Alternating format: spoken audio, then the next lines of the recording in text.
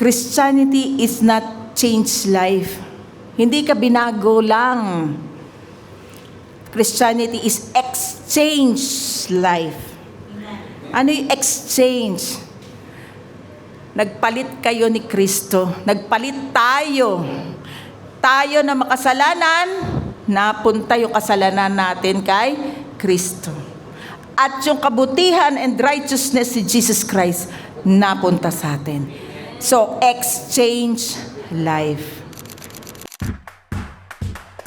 At napakaganda ng mensahe ngayon dahil parang akmang-akma talaga sa nangyayari sa ating lahat.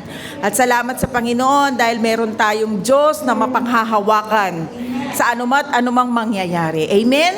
So manalangin muna tayo. Panginoon, maraming pong salamat sa buhay na ibinigay niyo po sa amin. Bagamat magulo ang mundo, andyan po kayo. Kayo ang aming kapayapaan. Kayo po, Panginoon, ang aming lakas. Wala po kami, Panginoon, iba pang matatakbuhan kundi sa inyo lamang. Kaya salamat po, Panginoon, sa inyong biyaya. Salamat po sa bawat araw na kami po'y nagigising na punong-puno, Panginoon, ng inyong pagpapala. Lord, ito pong aming gawain na ito. Salamat. Itinataas po namin ito sa inyo, ang mensahe ngayong araw na ito. Bigyan niyo po kami ng revelation at buksan niyo po ang aming spiritual eyes and ears nang maintindihan po namin kung ano ang ginawa niyo po sa nasakripisyo sa krus ng Kalbaryo. Maraming pong salamat. Itago niyo lamang po ako sa inyong likuran at kayo po, Panginoon, ang siyang maitataas. Marami pong salamat in Jesus' name. Amen. Palakpakan natin ang Lord. Hallelujah. Yan. So, nakakatuwa. Pati ang mga bata talagang amen. No, nakakatuwa. Ang pagpapatuloy po natin, yung nakaraan nating mensahe. Last week, pinag-aralan natin yung Gethsemane. At ngayon naman, itutuloy natin at ang title ay Trial and Cross in Grace. Magkarugtong po ito kaya lang, 'di ba? Sunod-sunod naman yung nangyayari kay Kristo. After the Gethsemane, no, hinuli na si Kristo eh. No, 'di ba? Meron pa nga doon pinutulan ng tenga pero ibinalik ni Kristo, no? So tuloy-tuloy na ito. Pagkahuli kay Kristo, pagkatapos ng Gethsemane, si Jesus dumaan sa mga trials. Ano yung trials? Yung sa korte, dinala siya kay Pontius Pilate. No, maraming pinagdaanan. Yung kanyang senaryo ay kakaiba. No, pinagbintangan si Jesus. Maraming ibinintang sa kanya. Binintang din yung, wala silang maibintang talaga. Kaya ang sinabi, may dalawang witness, sinabi, yagsabi yan, siya daw ay anak ng Diyos at yan daw ay hari ng mga hari. Doon talagang nanggigil ang punong pari na gusto talaga siyang hulihin. No? Sa Gethsemane lang, alam nyo ba, last week, no, natalakay natin na si Jesus ay pinanalo niya na yung laban. So, karaniwan, iniisip natin si Jesus nanalo sa krus. Pero hindi eh. Doon pa lang sa Gethsemane, pinanalo na ni Jesus ang laban. Amen? Diba, nung nagpe-pray siya, ano ang tumulo? Kasama ng pawis, tumulo ang dugo. Basahin natin muli, konting-konting review at sunod-sunod na ito. Luke chapter 22 verse 44. And being in agony. Pag sinabing agony, grabe yun. Matindi yun. Diba? Pag sad lang. Pero pag sinabi mong agony, kasama lahat doon. Isip, puso, katawan. And being in agony, he prayed more earnestly. Then his sweat became like great drops of blood falling down on the ground. Saan tumulo? Paano ba ang posisyon ni Jesus Christ noon? Kung natatandaan nyo yung last week na sinabi ko, anong posisyon niya? Parang alam nyo yung nananalangin na yung kanyang noo, ang kanyang katawan, nakaano sa ground. Nakaganon. nakayuko, nakaluhod. No, kaya habang siya'y nananalangin, tumulo yung kanyang pawis na may kasamang dugo, dumiretso sa ground. Di ba ang sabi, ang kabayaran ng kasalanan ay kamatayan. Pag namatay si Jesus sa krus, ano yung nakikita doon? Dugo. Tama? May dugo. Yung pawis niya may dugo. Pumunta sa lupa. Alam niyo po ba si Jesus Christ? Pumunta rito, tinatawag sa Biblia na second Adam. Ang first Adam ay si Adan sa Garden of Eden. At ang second Adam ay si Jesus Christ. Patunayan natin sa verse. 1 Corinthians chapter 15 verse 45. And so it is written, the first man, Adam, became a living being. Siya yun nasa Garden of Eden. The last Adam, sino yun? Si Jesus Christ became a life-giving spirit. So lahat nung pagkakamali na ginawa ng first Adam, i-reverse ni Jesus Christ, the last Adam. So kung kaya gagawin ni Jesus lahat ng sacrifices para lahat ng pagkakamali ng first Adam, ma-reverse. Mabalik sa atin yung relasyon na nawala sa Panginoon. Yung nalayo tayo sa Diyos, ibalik ng Panginoong Hesukristo sa atin. Bakit? Kasi mahal tayo ng Diyos. Ayaw niya na may mapahamak sa hell. Ayaw niya na mapunta ang tao sa impyerno. Gusto ba ng Diyos yun? Sino ang namili na mapunta ang tao sa impyerno? Diyos ba? Tao. Pero nandito ang pagmamahal sa atin ng Panginoong Hesus.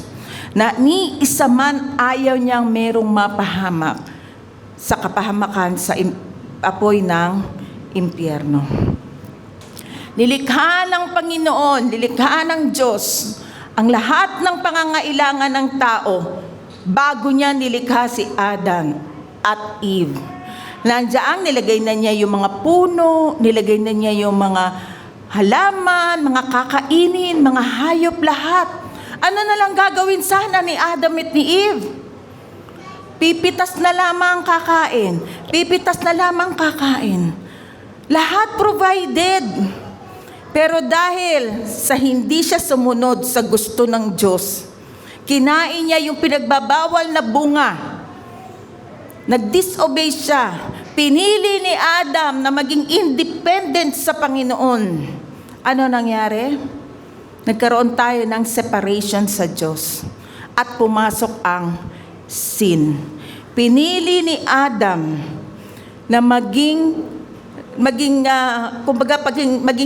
independent siya. Lord, parang ganito. Hindi na kita kailangan kasi magaling ako. Parang ganon. Kasi marunong ako.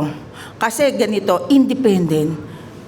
Kaya doon pa lang napahiwalay na ang tao sa Panginoon. So tingnan natin yung naging resulta ng mga ito. Genesis chapter 3, verse 17b and verse 19. 17 muna tayo. Cursed is the ground. Ano nangyari? Pagkatapos nagkasala, ano nangyari? Yung ground, yan tinutungtungan na yan. Sinumpa. Curse. Curse is the ground because of you. Through painful toil, pag sinabing toil, hard work. No, hard work. You will eat food from it all the days of your life. Ano yung unang gusto ng Diyos? Maging dependent, hindi independent na, dependent na ang Diyos na lahat ang magpo-provide, kakain ka na lamang, pupurihin mo na lang siya, makikipag-fellowship ka na lang siya. Pero hindi pinili ni Adam yun. Pinili niya maging independent sa Lord. Kaya kita nyo, yung pagkain natin, anong nangyayari? Pinagtatrabahuhan natin. Bakit? Kasi sa nangyari sa Garden of Eden, na-curse yung ground na, kaya sinasabing, tayo ay nasa fallen world. Pag sinabing fallen world, hindi na ang Diyos ang naghari dito, yung authority na ipinagkaloob ng Diyos kay Adam, parang ibinigay, sige Satan, sa'yo na yung authority. Kanino ibinigay yung authority sana ng world? Sa tao, kay Adam. Kay Adam, binigay ng Diyos yung authority ng mundo, pero itong tao, si Adam, ibinigay kay Satan. Kaya tayo ay nasa fallen world. Kaya dyan sinabi, cursed is the ground. Fallen world. Verse 19, by the sweat of your brow, di ba dito naman talaga tayo pinagpapawisan, tama? By the sweat of your brow, you will eat your food. Okay, yung food yan, sa other translation ay bread. Ang Hebrew niyan ay lechem. Lechem. Ibig sabihin food, meal, or bread. Yung food, kakainin daw natin until you return to the ground, since from it you were taken, for thus you are, and to thus you will return. Alam niyo, pagka nagkakaroon kami ng necrology, yung maglilibing kami, yan yung verse na sinasabi namin, ikaw ay galing sa alabok at magbabalik sa alabok. Yan yung verse na kino-quote. Alam nyo, hindi gusto ng Diyos talaga ang kamatayan. Ang kamatayan ay hindi galing sa Diyos. Siya nga ang eternal life, si Jesus nga, di ba? Kaya siya bumaba rito para ibalik yung nawalang eternal life sa atin. Pero dahil sa ginawa ni Eva at ni Adan sa Garden of Eden, ano nangyari? Karoon ng kamatayan. Kaya eventually, itong katawan natin, unti-unting nagkakasakit, tumatanda, diba? At namamatay sa oras. No? Pero hindi iyan ang gusto ng Diyos. Hindi iyan. Kayo ba gusto nyo? No. No? Ano pa ang naging resulta? Nung na-curse ang ground, nung pumasok ang kasalanan, 900 years tumagal si Adan. Pero, ang gusto ng Diyos, hindi lang 900 years, forever. Kaya sa pagbabalik ng Panginoon, yung nawalang eternal life, o yung katawan na ito na nabubulok, papalitan niya ng katawan made from heaven. Amen? Made from heaven, hindi na galing sa alabok. Although, kukunin ng Lord dyan, makapangyarihan ng Panginoon. Kung nakalibing, kung nandoon sa dagat, o nakremate, o nakalibing, pagsasama-samahin niya yung abon na yun. At gagawing from heaven na yung pag-create ng katawan sa atin, sa muling pagbabalik ng Panginoon. Are you excited? Wala na. Ang katawan na yon, hindi na magkakasakit. Ang katawan na yon, malakas, malusog, masigla lalo. Hindi na makararanas ng anong pain. Kasi ang katawan na yon, made from heaven. Hindi siya made from cursed ground. Amen? Excited? Alam nyo, malapit na yun yung rapture. Nakikita na natin yung mga nangyayari sa paligid natin. No? Oo, mataas ang gasolina. Pero hindi naman yun ang source natin. Ang source natin ang Diyos. Amen? Siya yung nagbibigay ng lahat ng pangangailangan natin. Amen? Kaya hindi tayo matatakot Prayer away si Lord. Lord, bigyan mo naman ako ng sign, paano ko ito gagawin? Lord. At makikita mo na lang may mga gagawin ng Panginoon. Minsan hindi mo napapansin. Hindi mo siya pinapansin, pero may ginagawa na pala ang Lord sa'yo. May mga pagkakataon na may binigay na ang Panginoon, pero ikaw, naneneglect mo kasi hindi mo napapansin. Pero kung magiging conscious ka sa mga pagpapala ng Panginoon, laging ibubuka ng bibig mo, salamat Lord. Amen? So grace perspective, tignan natin yung parallel. Pag sinabing parallel, meron sa Old Testament at ang parallel noon nasa New Testament. Na ang ibig sabihin lang nito, yung Old Testament at saka New Testament talagang magkadugtong. Everything points to Jesus. Lahat yun nakatuon sa isa lang. Kanino? Sa Panginoong Hesukristo. Nakita nyo from Garden of Eden, anong ginawa ni Adam?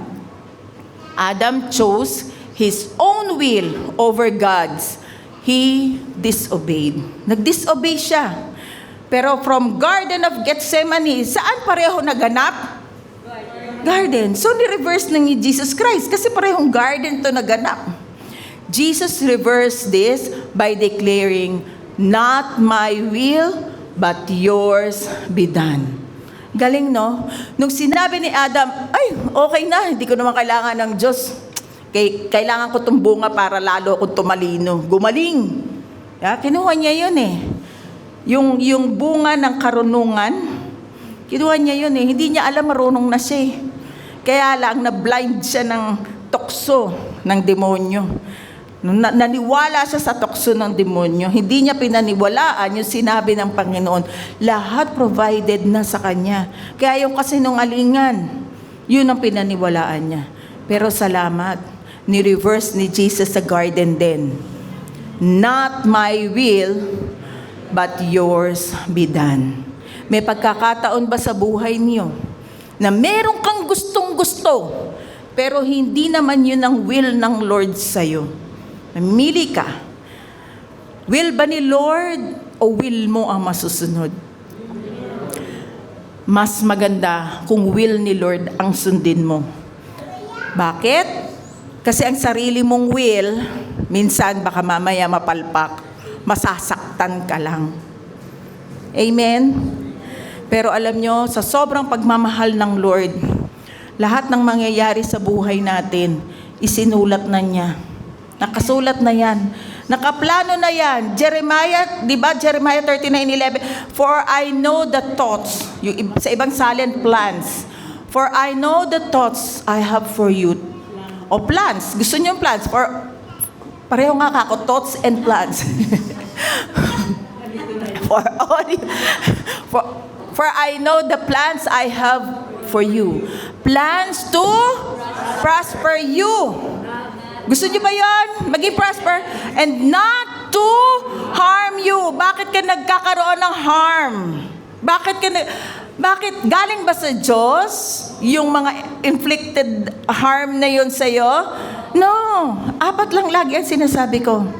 Desisyon mong mali, hindi ka nagpapasakop sa Panginoon, sa will niya. Desisyon ng ibang tao sa'yo na naapektuhan ka tuloy. Nature, and of course, ang sumisipa-sipa, ang demonyo. Diba? Pero never ang God. Kasi sobrang mahal tayo ng Panginoon. Plans to prosper and not to harm you. Plans to give you hope and a future. Kaya ang sarap sa Panginoon. Amen. Amen? Now, tignan natin yung Adam's sweat. Yung tulo ng pawis ni Adam. Bread from cursed ground. Life under curse. Kapag wala ka kay Kristo, ang buhay ng tao ay under curse. Bakit? Na kanino ba ang pagpapala? Na kay Kristo ang pagpapala. Diba sa Genesis chapter 3 verse 13, kumain siya ng bread sa cursed ground. Yung bread na yon, sinasabi ko kanina, ay food. No? Nagre-relate siya sa food, relationship, at kung ano pa man. Kailangan makamit natin dyan yung cursed ground na yun. Gusto mo makamit mo yung gusto mo sa sarili mong lakas, sa sarili mong galing. Ang galing ko, gagawin ko yan. Gusto ko yumaman, kayod. Pansinin ninyo yung tao. Yung kumakayod ng husto. Sige, kayod, pero mananatili pa rin ganun yung trabaho niya. Ano tang to? Hindi ko inaano yung halimbawa yung nagtitinda. Hindi ko siya kine-curse or whatever. Dinijudge. Halimbawa, nagtitinda ng taho. Pero pagod na pagod siya, tama? Kakabuhat. Pero itong tao na isa, doon sa Christ's sweat, tignan natin. Bread of His body, life under curse. Okay, dalawang magtataho, yung isa, walang relasyon sa Diyos. Yung isa, may relasyon sa Diyos. Okay, pareho silang nagtataho. Pero etong na kay Kristo, pinaniwalaan niya na si Kristo ay nagpapala. Lahat ng pagpapala at pabor ay ibinigay sa Kanya. Ano kaya ang mangyayari doon sa nagtataho? Na naniniwala na hindi na siya under curse. Tingin nyo habang buhay siya'y nagtataho pa? Hindi. Darating ang panahon, magiging may-ari na siya na magtataho. Amen? Amen. Kasi ganun si Jesus eh. Ganun yung paniniwala. Kung ano ang pinaniniwalaan mo, sabi sa Proverbs 27, kung ano ang pinaniniwalaan mo, siyang mangyayari sa'yo. Kung pinaniniwalaan mo na ikaw ay mahirap, yun ang mangyayari sa'yo. Kung pinaniniwalaan mo na ikaw ay blessed and highly favored, dahil ikaw ay nakikristo, mangyayari sa'yo. Hindi nyo ba alam? Ang taas ng bilihin, pero umaga, tanghali, gabi may kinakain tayo. Saan ang galing yon? Sa Lord. Sana hindi malagay sa bibig natin, taas na naman ang bilihin. Ganyan. Baliktad. Thank you, Lord. Kahit mataas ang bilihin, may kinakain ako. Kahit ano pa yan, kahit kangkong pa yan o ano pa man, thank you, Lord. May kinakain kami. Contentment. Kung ano ang nandyan, thank you, Lord. Problema sa iba, yan na naman. Tuyo. Pero ang mahal na ng tuyo. Tinapa, mas mahal. Favorite ko yun pero bawal na sa akin. Diba? Lahat yun. Pinagpala tayo ng Panginoon dahil kay Kristo. Kaya nga, bread of His body. Naalala nyo yung Last Supper? Take this. Diba? Ito ang aking katawan na inihahandog sa inyo. Kainin ninyo. Bread. Bread. Jesus is the bread of life. Amen? Kung nasa iyo si Kristo, nasa iyo ang buhay. Kaya pag kinakain natin yung bread, hindi ritual yun. Inaalala natin kung ano ang ginawa ni Kristo sa krus ng Kalbaryo. Kaya pag pumipikit ka, hindi mo lang pinakikinggan yung nagpe-pray. Imaginein mo na si Jesus Christ nagsakripisyo para bawiin yung curse sa'yo. Amen? Sabi nga sa John 14:6, I am the way, the truth, and the life. Bread. Si Jesus yun. Kung si Adam kumain ng bread from the cursed ground, ibig sabihin, magtatrabaho siya ng lubos-lubos hanggang sa ang katawan niya ang mag-fail na. Pero kapag ikaw ay naniwala at nanampalataya sa Panginoon, oo, merong pagkilos. Mamaya tatalakayin natin saan nanggagaling yung lakas mo, saan nanggagaling ng pagkilos mo. Tutuloy natin.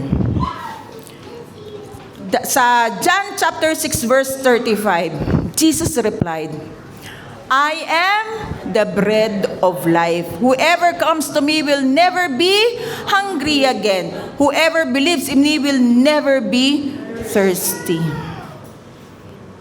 Kaya ang kasapatan natin ay na kay Kristo.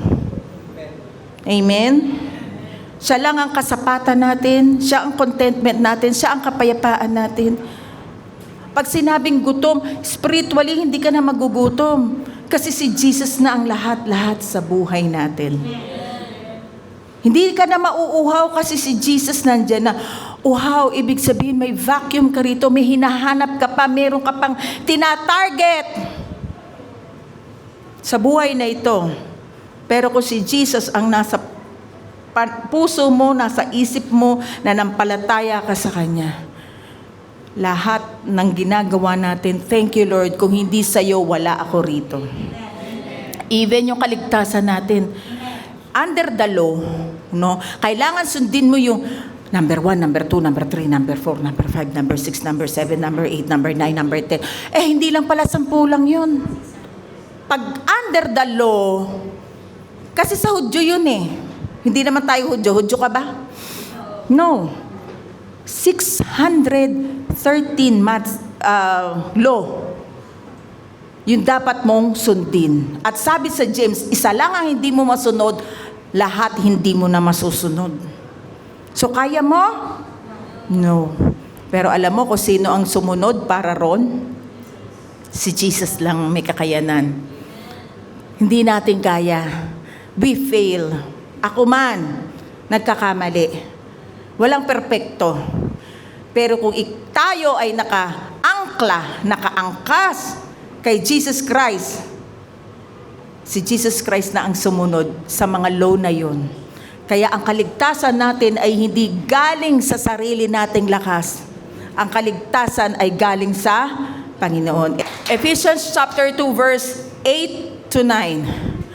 For it is by grace, biyaya ng Diyos, you have been saved. Paano ka na-saved? Biyaya ng Diyos through faith.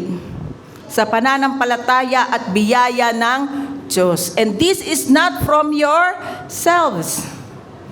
It is the gift of God, not by works, so that no one can boast. Hindi ka maliligtas sa mga gawa mo.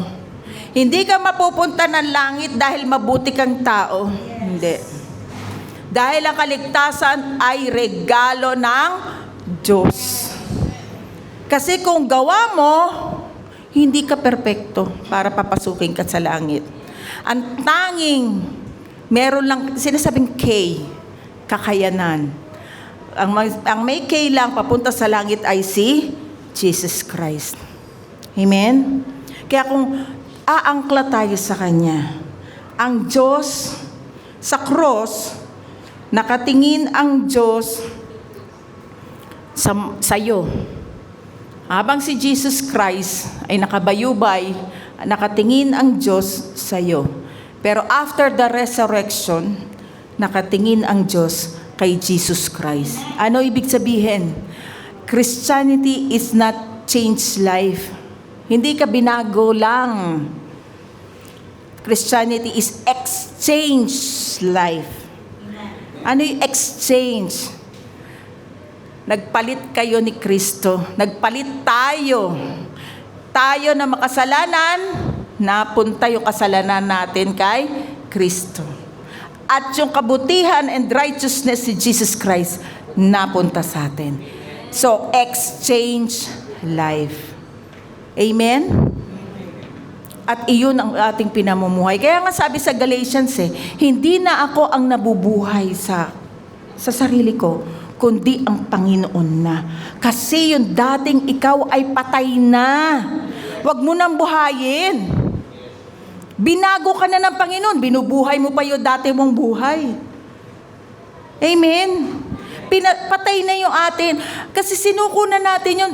Nung namatay si Jesus, dahil nga exchange life, nung namatay si Jesus, namatay na rin tayo kung tayo ay sumampalataya sa Kanya. Nung nabuhay siya, nabuhay na tayo para kay Jesus. Kaya para balikan mo pa yung dati mong buhay, zombie ka. Joke. Hindi, ibig ko sabihin, hindi na bagay sa'yo. Kung ikaw ay naniniwala sa Panginoong Jesucristo, hindi na bagay sa'yo yung dati mong buhay dahil hindi na ikaw iyon. Si Kristo na ang nabubuhay sa'yo. Amen? Bread once tied to curse now points to grace. Yung dating nasa curse tayo, ngayon nasa biyaya na tayo. Adam's sweat brought toil, but Christ's sweat brought life. Hindi na tayo magtatrabaho para sa kaligtasan natin. No? At dahil kay Kristo, lahat ng biyaya ay pinagkaloob na sa atin. Amen. After the event sa Gethsemane, Jesus faced trial of obedience and way to the cross. Ano ba yung mga susunod na kabanata sa buhay ni Jesus Christ? Jesus was arrested. No, inarrest siya. Dinala siya sa Sanhedrin kay Pontius Pilate. Ang ginawang paglilitis sa kanya ay kumbaga, injustice talaga. Kumbaga, hindi makatarungan. Puno ng kasinungalingan, puno ng mockery, puno ng political maneuver. Lahat yun bintang na hindi naman totoo na ginawa ni Jesus Christ. Bakit? Kasi naiinggit ang punong pare. Gusto talagang, sikat na sikat talaga to si Jesus na to eh. Sikat na sikat eh. Kailangan to mapapatay. No? Religious people punong pare, high priest, gustong ipapatay si Jesus Christ. Dahil lang sa inggit. Sikat eh. Biruin mo, lahat ng daanan ng Panginoong Hesukristo, yung gustong gumaling, gumagaling. Miracles. Sikat, ang daming naniniwala that time kay Jesus Christ. Kaya yung inggit, sumibol doon sa punong pare. Kaya gusto niyang mapapatay si Jesus Christ. Matthew chapter 26 verse 59 to 60. Naghanap ang mga punong pare at ang buong Sanhedrin ng huwad. Oy, grabe. Naghanap pa ng mga witness na mga alam mo yun? Babayaran kita. Babayaran kita. Maging saksi ka lang ganito lang sasabihin mo, ganyan. Naghanap sila. Noon pa pala uso yun. 'Di ba? Grabe no. Noon pa uso na yun. Grabe si Satan talaga. Grabe ang ibang klase talaga. Naghanap sila ng huwad na katibayan laban kay Jesus upang siya'y kanilang maipapatay. Subalit, wala silang natagpuan. Wala. Bagamat maraming mga sinungaling na saksi ang nagdatingan. Ay, ang dami talaga. No? Minsan sa buhay natin may ganyan eh. May naninira. Tama? Huwag kayo mag-alala, noong paman sa panahon pala ni Jesus, may naninira na. So, hindi pala tayo kakaiba. Di ba? Pag-pray nyo lang sila. Amen? Pag-pray nyo lang sila, yung mga naninira na yan.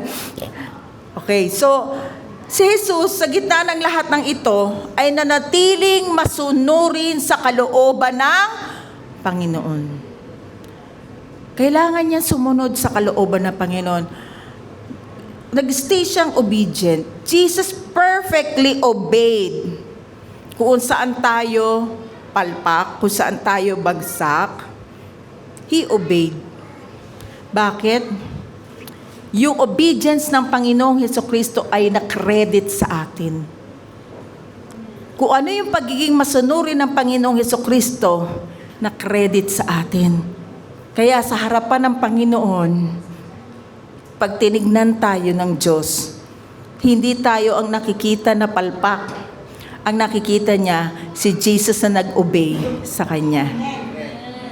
Amen? Kaya kapag tayo'y nasusubok, nahihirapan, focus lang tayo kay Jesus Christ. Sa Kanyang perfect obedience. Kasi ito yung magdadala sa atin sa kapayapaan, ito yung magdadala sa atin sa karunungan, at kung ano yung mga tamang gagawin. Si Jesus lang. Kaya nating harapin anuman yung trials na meron tayo. Amen? Ngayon ba may trials ang buong mundo? Yes. Kung pwede lang, sabi ko, kaya ko pa kayang mag-scooter? Makatipid ng gas? Scooter daw ang uso, tsaka bike. Kaya ko pa kaya yun? Lakad na lang. May dalang upuan, uupo pag napagod. Ganun talaga. Pero sa kabila ng mga nangyayari, maging masaya. Kasi babalik na ang Panginoong Hesukristo. Amen? So tingnan natin tong picture na to. Nung una, dinala si Jesus sa Sanhedrin. Hinarap kay Pontius Pilate. Pagkatapos noon nakita ni Pontius Pilate, ay, wala naman palang kasalanan tong tao to, tsaka hindi ako pwedeng mag-judge dyan, papatayan kasi wala ako sa kapangyarihan para papatayan si Jesus. Kaya dinala siya kay Herod Antipas, Tetrarch of Galilee. Pag sinabing Tetrarch of Galilee, leader siya sa Galilee. Dinala siya doon. Anong ginawa ni Herod? Inalipusta lang siya, pinaglaruan, minok, dinuraan, pinagtawanan, kung ano-ano ginawa sa kanya pang-aalipusta. Ito naman si Herod, ay, ibalik mo nga yan kay Pontius Pilate. Eh, grabe talaga, parang ano yan pasa-pasa. Alam niyo sa gobyerno natin, pasa-pasa. Oh, pumunta ka dito, pumunta ka sa SS. Oh, punta ka dito sa cashier, doon ka pumunta bas babalik ka pa uli doon sa kabila. 'Di ba? Pasa-pasa din 'yan eh. So wag tayo mag-alala, noon pala meron na palang ganon. 'Di ba? Nagjo-joke lang po ako, pero totoo. Kasi gawa yan ng fallen world. Kasi ang tao wala pa that time sa Panginoong Hesukristo. Kaya inayos siya ng Panginoong Hesukristo. Pagbalik niya ngayon kay Pontius Pilate, ayaw sana ni Pontius Pilate. Pero mga tao talaga, hindi, parusahan yan, patayin yan. Inakusahan talaga si Jesus ng kung ano-ano, ng maraming bagay. No? Nagtataka nga si Pilato, bakit, ano kaya ang naging kasalanan na ito? Kasalanan bang sabihin, ako ay mabuti dahil kay Kristo? Di ba hindi? Pero ang punong pare, galit na galit. O kasalanan bang sabihin, maganda ako kasi pinaganda ako ng Panginoong Hesus? Masama ba yon? Pero galit na galit yung nakakarinig. Ganon yung nangyari kay Jesus. Sinabi lang niya ang katotohanan na siya ay anak ng Diyos. Sinabi lang niya ang katotohanan na siya ay hari ng mga hari. Pero galit na galit sa kanya ang mga punong pare.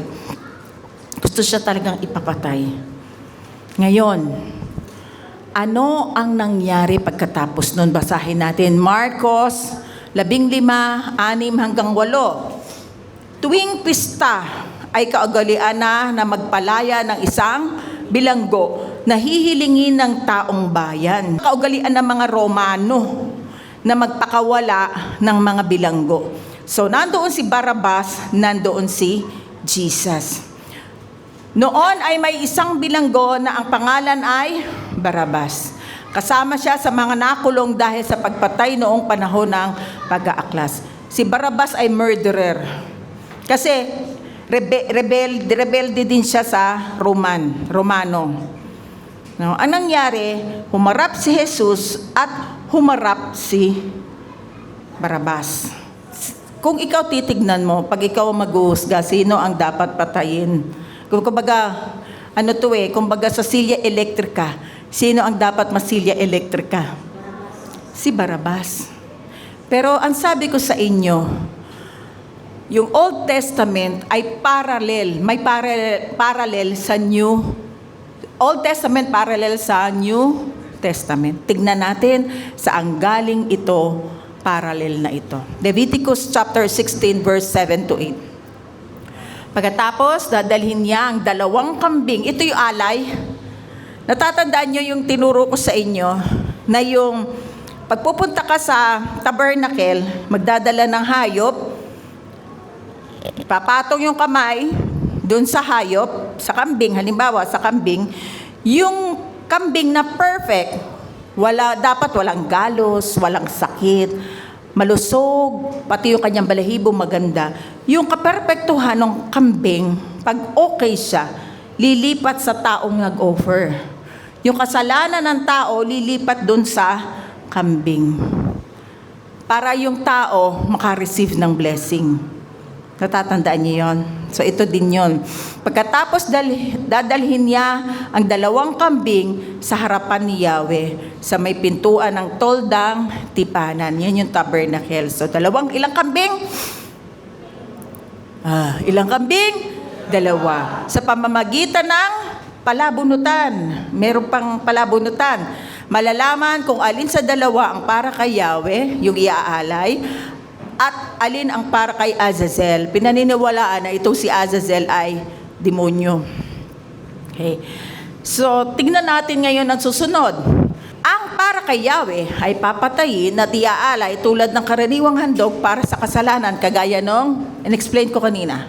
Ngunit ang para kay Azazel ay buhay na ihahandog sa akin bilang pantubos sa kasalanan sa kapakakawalan sa ilang para kay Azazel. So, ilang kambing? Yung isa, iaalay kay Yahweh. Represent Jesus Christ. Bakit iaalay? Bakit iaalay? Para yung kasalanan ng taong bayan ng Israelites ay mapatawad ng Panginoon dahil doon sa alay na yun. So, si Jesus Christ yung alay na yun. Diba wala siyang kasalanan? Perfect ba si Jesus Christ? Perfect? Yes. Wala siyang kasalanan. Wala siyang alam na kasalanan at hindi rin siya nagkasala. Pero siya ang ipapapatay doon sa Sanhedrin. Amen? Para saan? Para sa atin. Para sa lahat ng taong under curse. Para ma-reverse ang lahat ng ginawa ng first Adam. Amen? Naunawan? Ano naman ang mangyayari sa isang kambing? Sino to? Si Barabas, na murderer. Nung inalay kay Yahweh, lahat ng kasalanan napunta din dun sa kambing na yon. Dun sa scapegoat kung tawagin, scapegoat. Napunta din dun lahat ng kasalanan. Pero ano nangyari? Pinakawalan. Yun ay si Barabas. Nagre-represent kay Barabas. Meron na ba yun sa Old Testament? Ni-reverse ni Jesus Christ. Literally, si Barabas dapat ang may sabi, Jesus died for me. Na ako ay isang makasalanan, pero namatay si Jesus para sa akin. Tayo yung dapat nandoon sa kay Azazel, doon sa ilang. Tayo yung time na yon, nandoon yung scapegoat. Bumalik doon sa karamihan ng tao, tama? At si Jesus ang inalay. Pero nung namatay si Jesus, lahat ng nasumampalataya, even siguro si Barabas naniwala, nakamit nila ang kaligtasan. Nakamit natin ang kaligtasan.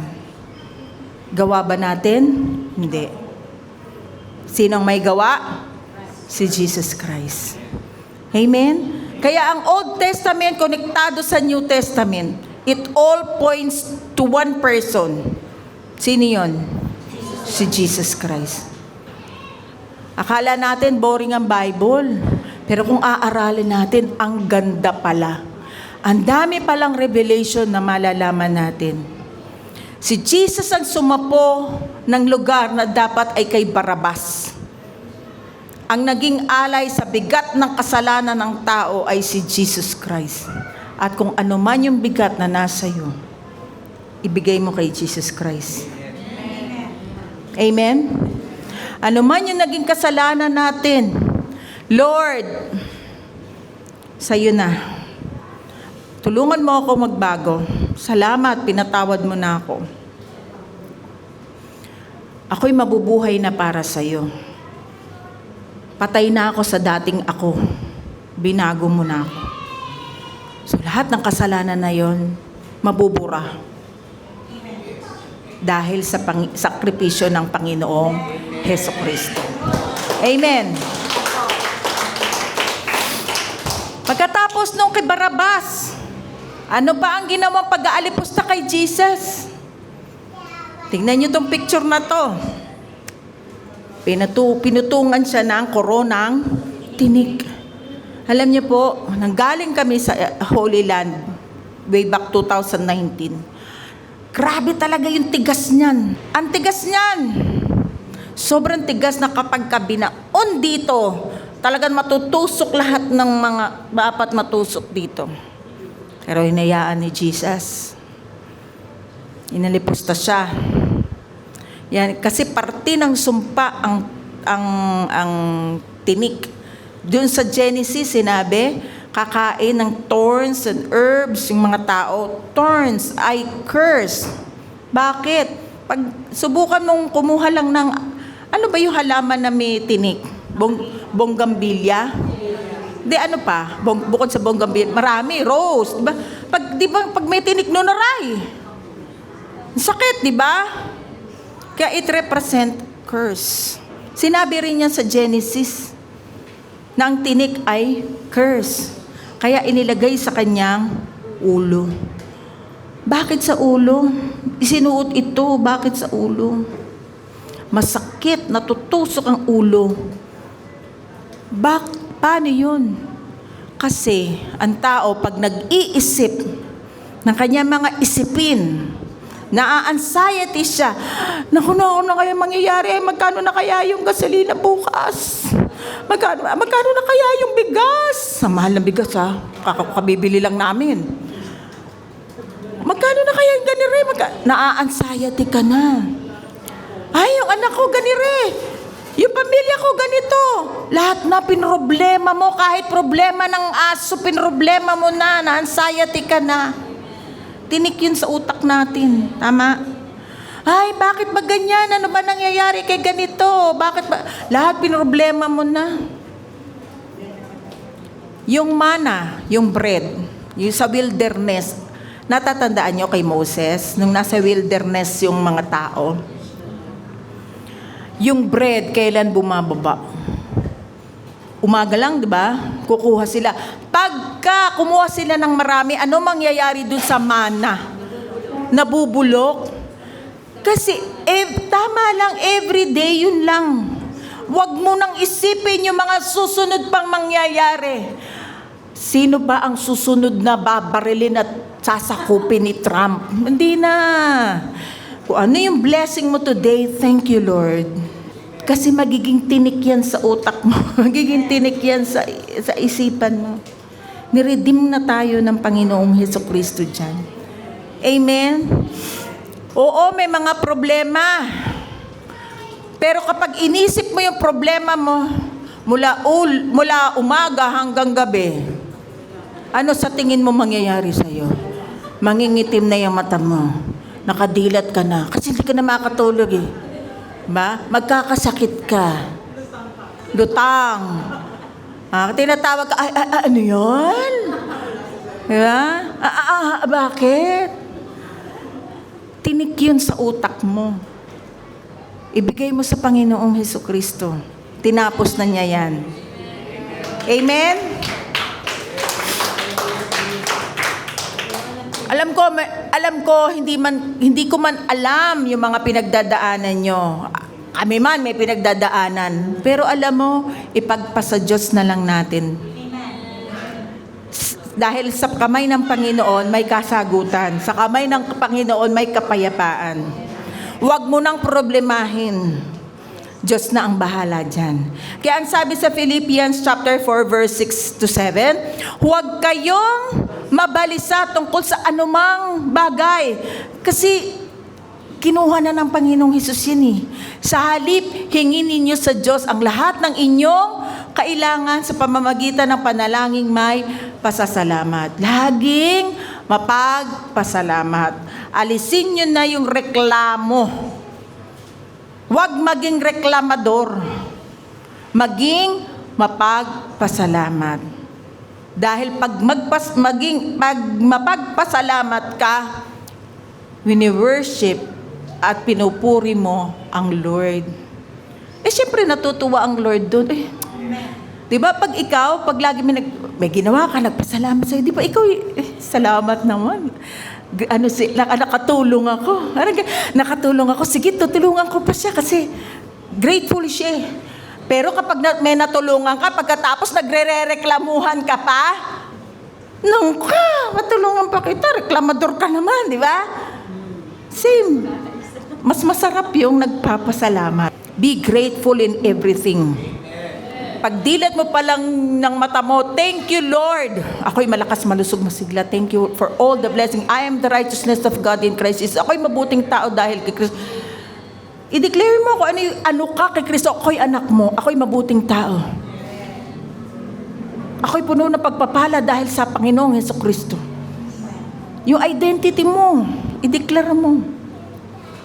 Verse 7, at ang kapayapaan ng Diyos na hindi kayang maunawaan ng tao ang siyang mag-iingat sa inyong puso at pag-iisip dahil sa inyong pakikipag-isa kay Kristo Jesus. Alam niyo, konektado yun eh.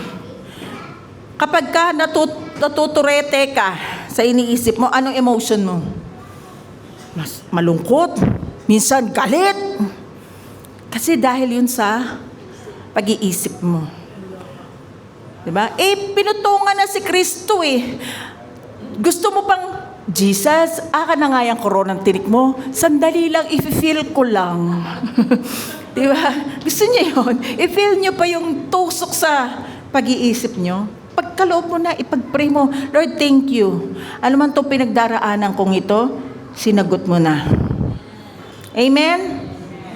Next. Ano pa ang nangyari kay Jesus after the crown of thorns? Scourging. Pak. At hindi lang basta yun, hindi lang basta hampas yun. Yung hinahampas sa kanya, meron pa yung yari sa metal na siwang, na kapag iyan ay umano sa likod ni Jesus Christ, kasama ang laman. Kaya sinabi nga doon sa Isaiah, hindi na siya mukhang tao. Ikaw ba naman? I-scourge dyan. Sige nga, tingnan natin yung video. Alam niyo po ba, pinagaang pa yan. Kasi hindi papasa sa, kung sa atin MTRCB, hindi yan papasa. Kasi sobrang talagang brutal. Pero mas malala pa yung tinanggap ni Jesus Christ na palo. Sabi nga sa Isaiah, mukha na siyang monster. Hindi na siya mukhang tao. Sa sobrang natanggal na yung mga kalamnan, laman-laman niya sa katawan. Isipin niyo yung pagmamahal ng Panginoon sa ating lahat. Tinanggap niya lahat ng parusa. Alang-alang para tayo ay maligtas. At alam niyo po ba, kung kamatayan lang naman pala, ang kabayaran ng kasalanan ng tao, pwede namang mamatay lang si Jesus Christ, pagkat hindi na niya dapat tanggapin yan. Pero bakit tinanggap ni Jesus Christ yan? Nang sa ganun, yung curse sa katawan natin, dahil kumain tayo, nag-toil tayo, yung food, nasa curse, di ba? Yung ground, nakasakit ang tao, definitely mamamatay, di ba? Niredeem tayo ng Panginoong Hesus sa pamamagitan ng pagtanggap ng mga hataw at parusa galing sa Roman soldier. Sabi nga sa Isaiah chapter 53 verse 5, but He was pierced for our transgressions, He was crushed for our iniquities. The punishment that brought us peace was on Him, and by His wounds we are healed. Amen? Yung natanggap niyang mga palo, natanggap niyang mga sugat, pinagaling niya tayo doon. Spiritually, mentally, emotionally, physically. Yung kabuuan ng may sugat ka, kung saan ka may sugat, pinagaling ka na ng Panginoon. Amen? Kasi kung kamatayan lang ang kabayaran ng kasalanan, ayon sa Romans chapter 6 verse 23, mamamatay na lang si Jesus Christ, ligtas na tayo. Pero hindi. Kaya ako, kapag ako'y nagpipray, lalo na kung kung nagko-komunyon, ini-imagine ko, lahat nung sakit ko lumipat na sa dugo ang katawan ni Hesus Kristo. Amen. At kung iyon ay paniniwalaan mo, mangyayari sa'yo. Kasi kumikilos ang Diyos ayon sa pananampalataya. Kung hindi ka maniniwala, fine. Pero kung pinaniniwalaan mo na niredeem na ni Jesus Christ ang sakit sa katawan natin, mangyayari yun sa'yo. Amen.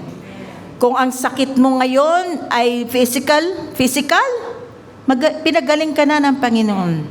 Kung ang sakit mo ngayon ay mental, wag mong tanggapin yun.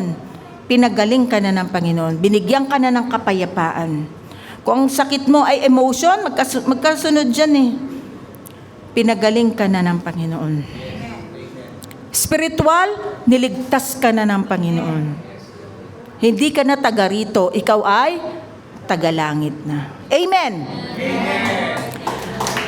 Hallelujah. Ngayon, na-appreciate natin talaga kung ano ang ginawa ni Jesus sa atin. Na-appreciate nyo ba? Amen. Kaya sobrang pagmamahal ng Panginoong Jesus, yung response natin, yung ginagawa nating kabutihan, yun ay tugon lamang sa mayamang biyaya ng Panginoong Hesukristo. Amen. Ang susunod ay way to the Calvary. Pero dahil wala na tayong oras, next week na lang yan. Magbe-beloved walk na tayo. Excited naman. Para meron naman kayong aabangan sa next week. Now, beloved walk. Number 1, Gethsemane, ibig sabihin, grace in surrender. Sinurrender ni Jesus yung will niya kay Father God. When obedience feels heavy, remember, sabay-sabay tayo, our strength is not in the flesh, but in His grace. Nasa biyaya, yung lakas natin ay galing sa biyaya ng Panginoon. Kaya kung sabihin mong hindi ko kayang sumunod, kaya mo. Kasi biniyayaan ka na ng Panginoon. Ang hirap naman yan, kaya mo. Tinapos na ni Kristo yan. Amen? Colossians chapter 1 verse 29. This is my work, and I can do it only because Christ's mighty energy is at work within me. Sabi ni Paul, ito yung naging trabaho ko. Oo, mahirap. Pero yung energy ko, galing kanino? Christ in me. Nasa loob ko si Kristo, kaya galing lahat ng lakas ko, lahat ng energy ko kay God. Next, Philippians chapter 2 verse 13. For it is God who works in you. Who works in you? God, hindi ikaw. Si God ang nagbibigay sa iyo ng lakas. Si God ang nagbibigay sa iyo ng talino. Si God ang nagbibigay sa iyo ng koneksyon. Si God ang mga nagbibigay sa iyo ng kung ano-ano man nandiyan meron sa iyo, kaya ka prosperous ngayon. Hindi yan galing sa iyo. Si God ang may bigay niyan. Baka akala mo, galing ko. Kaya ganito ako ngayon. Hindi, galing kay Lord yan. Ito for it is God who works in you to will and to act. Kaya mo ginagawa in order to fulfill His good purpose.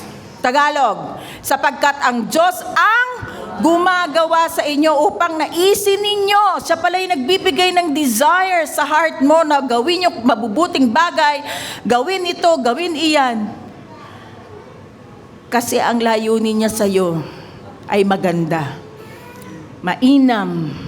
Gusto niya mag-prosper ka. Amen? Next, 2 Corinthians chapter 12 verse 9. Each time He said, my grace is all you need. Ano lang ang kailangan natin? Biyaya ng Panginoon, grace. My power works best in weakness. Kung saan ka mahina, doon ka pinalalakas ng Diyos. So now I am glad to boast about my weaknesses so that the power of Christ can work through me. Kaya ang sabi ni Paul, pinagmamalaki ko, hindi na yung galing ko. Ang galing kaya ni Pablo, matalino, mayaman, malakas. Pero sabi niya, wala ito. Wala na yung talino ko, wala na yung galing ko. Ang ipinagmamalaki ko na lang ay si Hesus Kristo. Number 2, Jesus versus Barabbas. Grace in substitution. Nagkaroon tayo ng substitution, tama? Tayo si Barabbas, naging malaya. Si Jesus Christ ang pinarusahan. When guilt tries to condemn you, remember, Christ stood in your place so you could walk free. Pag may pagkondena na hindi ka na right with God kasi ginawa mo yan, ginawa mo yan. Hindi ka perfecto, ganyan. Tandaan mo, si Jesus Christ na ang gumampan na dapat ikaw sana ang naparusahan. Basahin natin. Romans chapter 8 verse 1 to 2. So now there is no condemnation for those who belong to Christ Jesus. And because you belong to Him, ano mangyayari? The power of the life-giving Spirit has freed you from the power of sin that leads to death. Kapatid, pinalaya na tayo ng Panginoong Hesukristo sa kasalanan. Mamuhay tayo ayon sa Kanyang righteousness. Hindi na bagay sa iyo ang magkasala. Amen? So there's no condemnation. Binago ka na ni Jesus, mamuhay ka na sa bago mong buhay. Amen? Number 3, crown of thorns, grace in reversal. So ni-reverse ni Lord, tama? When life feels cursed, parang wala nang silbi buhay ko, parang naman talagang baon na ako. Remember, Christ wore the thorns so you could wear victory. Amen. Victorious na tayo. Amen? Amen? Tinapos na ni Jesus lahat ng mga isipin. Ang kailangan lang, tanggapin mo yung biyaya, umaga pa lang. Lord, thank you sa biyaya mo. Saluhin mo yun. Thank you, Lord. Pinagpala mo na. Buo ako at ang buo kong pamilya. Mga kaibigan ko, ang church. Don't forget to pray for Beloved Grace Church. Amen? Sama nyo rin palagi ang buong ministry ng Beloved Grace Church. Pastors, we need prayer. Galatians chapter 3 verse 13. Christ redeemed us from the curse of the law by becoming a curse for us. Naging sumpa si Jesus para i-redeem tayo. For it is written, curse is everyone who is hung on a pole. Niredeem na tayo, kung ano man yung sumpa. Sumpa ng kahirapan, sumpa ng kasakitan, kahit anong sumpa na meron noon sa Genesis, niredeem na tayo ng Panginoong Hesukristo. James chapter 1 verse 12. Blessed is the one who perseveres under trial because having stood the test, that person will receive the crown of life that the Lord has promised to those who love Him. May crown of life tayo. Amen? We are victorious. Hindi ka talunan. Panalo ka. Pinanalo na tayo ni Jesus. Smile. Live happily. Oo, may mga conflicts. Pero hayaan mo na ang Panginoon na mag-ayos niyan. Ayusin mo yung sarili mo, magbasa ka ng Bible, and yun ang i-follow mo kung ano ang will ni Lord na nasa Biblia. Amen. Kaya marerenew ang isip mo kung magbabasa ka ng Bible. Makikinig ka ng mga salitang galing sa biyaya ng Panginoon. And number 4, scourging, grace in healing. When you carry wounds, not only spiritual, but also physical and emotional. Ang mga wounds natin, di ba? Isip, emotion, and physical. Remember, His wounds bring wholeness. No? Wholeness. Kabuuan. Yung mga ginawa ng Panginoong Hesukristo, tinapos niya na lahat ng curse, pinagaling niya na tayo. Kaya nga kanina, sinabi, by His wounds, we are healed. Amen? Matthew chapter, eto naman yung sa emotion, Matthew chapter 11 verse 28 to 29. Kasi alam nyo, kahit may sakit ka sa katawan, di ba? Parang hindi ka at rest. Parang aligaga ka. Kaya sabi ni Jesus, "Come to me, all you who are weary and burdened, and I will give you rest. Take my yoke upon you and learn from me, for I am gentle and humble in heart, and you will find rest for your soul." Alam niyo yung yoke? Yun yung dala-dala ng baka. Tapos, yung baka, tayo yon yung yang. And then si Jesus Christ, yung matured na baka. May yoke doon, may yoke din yung isa. Kaya sabi niya, take my yoke upon you and learn from me. Habang si Jesus ay lumalakad na ganyan, habang ikaw ay nagbababad sa salita ng Diyos, natututo ka. Kaya take my yoke and learn from me. At makakatagpo ka ng kapayapaan sa iyong puso, sa iyong kaluluwa. Kaya yung kabuuan mo, kung ikaw ay may wound, may trials ka, kung sa mental, sa emotional, and physical, pinagaling ka na ng Panginoon. Amen. So recap, palakpakan natin ang Panginoon. Number 1, sabay-sabay tayo. Our strength is not in the flesh, but in His grace. So let's pray. Lord, I surrender in your grace. Number 2, Christ stood in your place so you could walk free. How do we pray? Lord, you took my place, I walk free in grace. Number 3, Christ wore the thorns so you could wear victory. How do we pray? Lord, you bore the curse, I wear your crown of grace. And number 4, His wounds bring wholeness. Let's pray. Lord, by your stripes, I am healed in grace. Amen?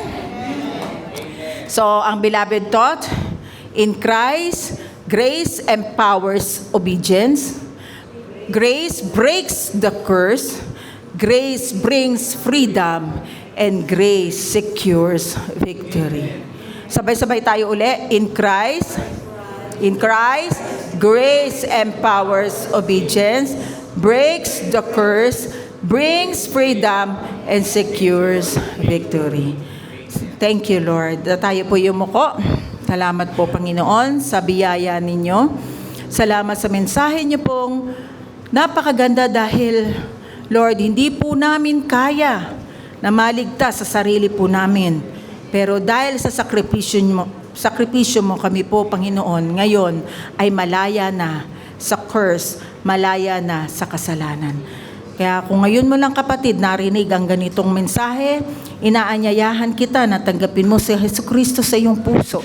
Nang siya ay pumasok at magkaroon ka ng kapayapaan at kagalingan at makalaya sa kasalanan at anumang mga pinagdadaanan mo ngayon, ang Panginoong Jesucristo lamang ang iyong katuwang. Sumunod ka sa panalangin. Panginoon, nalalaman ko po na hindi ko po kayang iligtas ang aking sarili. Salamat po for dying in the cross. Thank you for saving me. Salamat, Panginoon, sa sakripisyo mo na siya po ang nagligtas sa akin. Salamat, pinatawad niyo na po na lahat ng aking kasalanan. Salamat at nabuhay po kayong muli upang ako ay mabuhay sa bagong pagkatao. Banal na Espiritu, samahan niyo po ako, gabayan niyo po ako, tulungan niyo po ako na sumunod sa inyong kalooban. Sulat niyo po ang pangalan ko sa aklat ng buhay. Salamat po sa inyo. In Jesus' name. Tumayo na po ang lahat.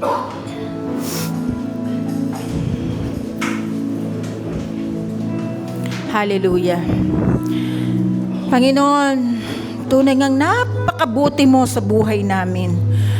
Salamat dahil punong-puno, Panginoon, ng biyaya ang aming buhay simula nung kami, Panginoon, ay tumingin sa inyo at nanampalataya.